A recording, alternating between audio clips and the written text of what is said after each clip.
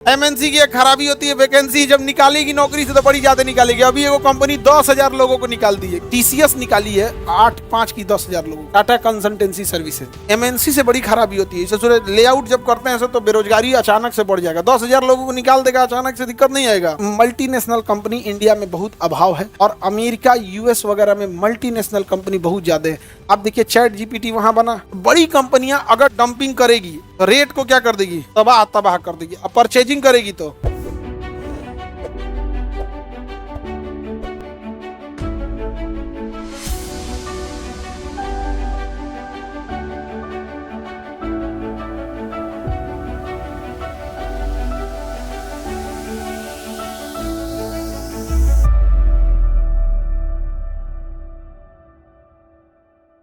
Multinational company क्या कहेंगे, MNC, multinational company. MNC क्या होती है भैया, मल्टीनेशनल कंपनी जो बहुत सारे देशों में रहती है उसे क्या कहते हैं, एमएनसी कहते हैं। गूगल क्या है, एमएनसी। माइक्रोसॉफ्ट, पतंजलि है, बाबा रामदेव एमएनसी हो गया। सबसे काम धंधा छुड़वा के योग सिखाए और फिर अपने काम पे पकड़ लिए, तो एमएनसी कंपनी है। समझ में आ गया कि नहीं आ गया, क्या है, एमएनसी है, मल्टीनेशनल कंपनी। हालांकि बहुत समझदार हैं, ट्रस्ट वगैरह बना लिए हैं जिससे कि टैक्स ना देना पड़े, तो बड़ा थोड़ा समझदार टाइप के आदमी। आगे बढ़े, टाटा, रिलायंस वगैरह, अजय तो खैनी बेचने वाला है। नेशनल कौन, जो डिस्ट्रिक्ट लेवल का हो, एमएनसी। मल्टीनेशनल कंपनी जो बहुत देशों में रहे, डोमिनोज का पिज्जा, एमएनसी। सुधा दूध इंडिया में, अमूल है विदेश में, अमूल विदेश तक भी भेज देता। अमूल बहुत बड़ी कंपनी है। अब गुजरात के पास से वो बंदरगाह भी क्या पड़ता है, पास पड़ता है। यहाँ पे बंदरगाह की क्या है, कमी है, तो क्या बंदरगाह की कमी है, ये रोने वालों के लिए कमी है। ऐसा कोई कमी नहीं है बंदरगाह से। ये बताओ, गुजरात में समुंदर है, गुजरात में समुंदर है, तो क्या फैक्ट्रिया ही समुंदर में लगल है सब, समुंदर में नहीं ना लगी है जी, फैक्ट्री कहीं ना कहीं अंदर लगी है। यहाँ से यहाँ ला रहा है ना, बिहार से भी यहाँ चल जाएगा। ये डिस्टेंस और न बढ़ाना है, तो गुजरात से क्या, यहाँ से कलकत्ता पास में। अरे रात में बैठिए ट्रेन में, सुबह कलकत्ता उतर जाएंगे, नहीं चल जाएंगे। एक ट्रेन चला दीजिए जो मालगाड़ी रहे, जिसमें फ्रिज लगा, मतलब रेफ्रिजरेटर हो, तो जो फल वगैरह है, जो खराब होने वाला चीज है, रेफ्रिजरेटर से भेज दीजिए, तो नहीं खराब होने वाला उसको सीधे भेज दीजिए। ये रोने के लिए कि हमारे यहाँ बंदरगाह नहीं है। अब बंदर मान के चलिए समुंदर हो जाता है, क्या सबके घर घर में समुंदर होता, क्या लाद के लइबे ना करता, वहां से कहीं से और भेज दो। आखिर लाद के लिए ना जाइएगा जी। क्या मुंबई में सारा इंडस्ट्री मुंबई बंदरगाह पे है, एयरपोर्ट पटना में है, पूरे बिहार का आदमी जाता है कि नहीं जाता है। अरे भाई रखो तो कहीं एक मल्टी लेवल लॉजिस्टिक पार्क, ही सब है ये नहीं अपने यहाँ। हम लोग ने मल्टीनेशनल कंपनी इंडिया में बहुत अभाव है और अमेरिका यूएस वगैरह में मल्टीनेशनल कंपनी बहुत ज्यादा है। आप देखिए चैट जीपीटी वहां बना, पूरे इंडिया में फैल गया। परप्लेक्सिटी बना, यहाँ फैल गया। जेमिनाई बना, यहाँ फैल गया। सैमसंग कोरिया से यहाँ आ गया, जापान से, चाइना से, हर जगह से यहाँ आ जाते हैं, सबकी नहीं आ जाते हैं। उन लोगों के पास पैसा बहुत ज्यादा है, फटाफट पूरी दुनिया में क्या हो जाते हैं, फैल जाते हैं। अपने यहाँ ये सब चीजों का क्या है, बहुत ज्यादा अभाव है और बिजनेस कल्चर अपने यहाँ नहीं है। हमारे यहाँ कंजर्वेटिव थिंकिंग ज्यादा है। कंजर्वेटिव थिंकिंग मतलब कोई किसी का मान के चलिए लिट्टी बहुत अच्छा बिक रहा है तो कहेगा हमारी और कोई ब्रांच नहीं है। किसी का आइसक्रीम अच्छा बिक रहा है ना, तो कहेगा हमारी और कोई शाखा नहीं है। अरे ससुरा तूने पूरी दुनिया में फैलाओ। पूरे पटना में सबसे अच्छा लिट्टी धनरुआ में मिलता है, इस एरिया में, यहाँ से 25 किलोमीटर दूर है। हाँ जी, आप में कोई है इधर धनरुआ के आसपास का, उधर है ना 2-4 टोलो। आपके यहाँ से जितनी गाड़ियां जाती हैं सब सड़क पे रोक के खाते हैं, ऐसे कि नहीं? अरे उस एरिया का सबसे फेमस है। अरे वो जो होंगे लोग बस वही जान रहा है, तुम लोग नहीं जान रहे हो तो अलग बात है। वो अभी तक नहीं फैला पाए, यहाँ पे चीज फैला पाया, नहीं फैला पाया। उसका कोई ब्रांच नहीं है सर, इधर नहीं, उधर कोई ब्रांच नहीं। और वहां का खा लोगे तो तुम बीच पटना में कहीं को नहीं खाओगे वहां पे। हाँ, नॉनवेज छोड़ दोगे उसके आगे, सबसे अच्छा बनाता है भाई, ले चले मैंने हमरे कैपिटल एक्सपेंस कराना है यहाँ पे। एमएनसी समझ में आ गया? किसी को दिक्कत? बड़े लेवल की कंपनी को क्या कहते हैं? एमएनसी की एक अच्छाई होती है, वैकेंसी भी बहुत ज्यादा निकलती है। एमएनसी की एक खराबी होती है, वैकेंसी जब निकालेगी नौकरी से तो बड़ी ज्यादा निकालेगी। अभी एगो कंपनी 10,000 लोगों को निकाल दी है। कितने लोगों को? 10,000 लोगों को नौकरी से निकाल दी है। मेल टाइप करेगा कि आपने कंपनी के लिए बहुत सेवा किया, कंपनी आपके कामों की हमेशा सराहना करेगी, और ये लीजिए आप 15 दिन का एक्स्ट्रा सैलरी ले लीजिए। अब आपकी कंपनी को जरूरत नहीं है, फिर जरूरत रहेगा तो आपको बुलाया जाएगा। ये सब छटनी भी बहुत बड़े पैमाने पे 10,000 लोगों को अभी टीसीएस निकाली है, 8-5 की 10,000 लोगों को, टाटा कंसल्टेंसी सर्विसेज। समझा गया?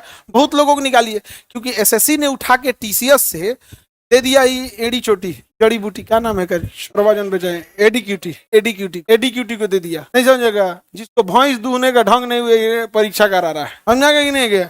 एसएससी चेयरमैन अजीब मोबाइल उठा, कोई गड़बड़ी नहीं हुआ है यहाँ पे। नाच दिया कि नहीं नाच दिया है? तो लेआउट भी बहुत करते हैं। तो इतने बड़े लेवल की कंपनी होती है, वो जब वैकेंसी निकालती है तो बहुत ज्यादा, और जब छटनी करेगा तो बहुत ज्यादा। एमएनसी से बड़ी खराबी होती है। लेआउट जब करते हैं तो बेरोजगारी अचानक से बढ़ जाएगा। 10,000 लोगों को निकाल देगा अचानक से, दिक्कत नहीं आएगा। दूसरा, ये एमएनसी सब जब खरीदारी करते हैं सब ना किसी चीज का, तो शॉर्टेज आ जाता है। जैसे लेज ले जाएगा तो पूरे बिहार का आलू खरीद ले जाएगा, चिप्स वाला आलू खरीद ले जाएगा। तो अगर ये परचेजिंग करेंगे तो क्या आ जाएगा? शॉर्टेज।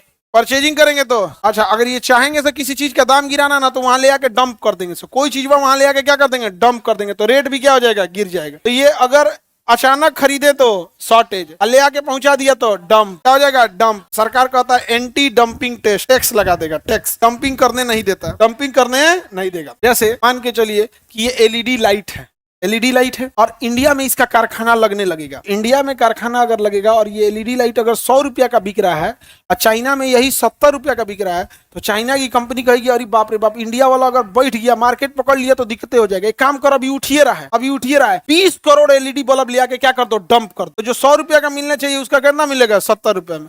और बड़ी कंपनी है, वो आपके देश में नहीं कमाएगी, कहीं और कमा लेगी। यहाँ इसीलिए कहेगी रुक रुक तोरा बताते, पहले तुम बर्बाद हो जाओ। जियो ने क्या किया? डंपिंग कर दिया कि नहीं किया?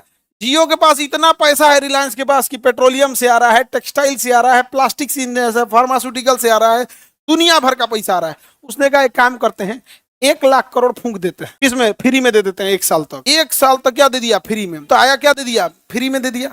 अब बाकी कंपनियों को पैसा लग रहा था, लोगों ने बाकी कंपनियों को छोड़ दिया। बाकी कंपनियों को छोड़ा तो 1 साल में वो कंपनियां तबाह होने लगी, क्योंकि एक को बिजनेस था। धीरे धीरे धीरे धीरे सब तबाह हो गई। देखा कि अरे बाप रे, 1-2 बच गया, 1 साल और फ्री रहेगा। फ्री कर दिया, आधा को मार दिया। उसके बाद कहा कि अब एकदम कम पैसा लगेगा लेकिन कम पैसा। बाकी कंपनी मर बिला गई से, टाटा डोकोमो, यूनिनॉर, टेलीनॉर, तो बीएसएनएल, ये सब मर बिला गया। यहाँ फुल बिला उला गया। यहाँ पर कहा गया डंपिंग सक्सेसफुल। अब 2 एक हो गया सब, टाटा, VI, वोडाफोन और आइडिया एक हो गया सब। मैं तो अकेले आइडिया का आइडिया नहीं काम कर रहा था। क्या हो गया हो, हम लोग का कोई आइडिया नहीं ले रहे हैं यहाँ पे।